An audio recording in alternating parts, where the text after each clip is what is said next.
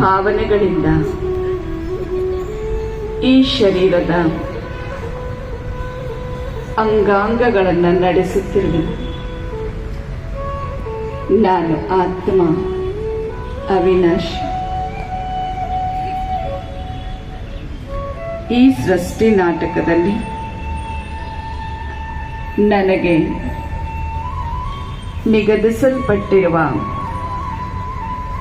ಕರ್ತವ್ಯವನ್ನು ಮಾಡಲು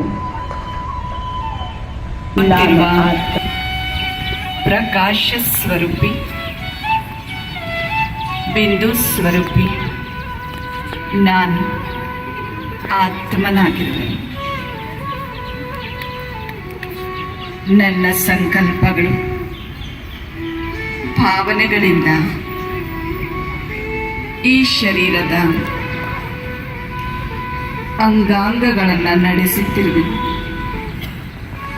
ಶಾಂತಿಯಾಗಿದೆ. ನಾನು ಆತ್ಮ ನನ್ನ ಆಂತರಿಕ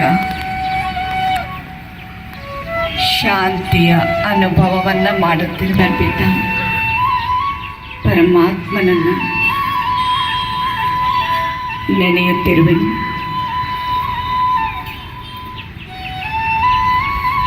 ಆಗಸದ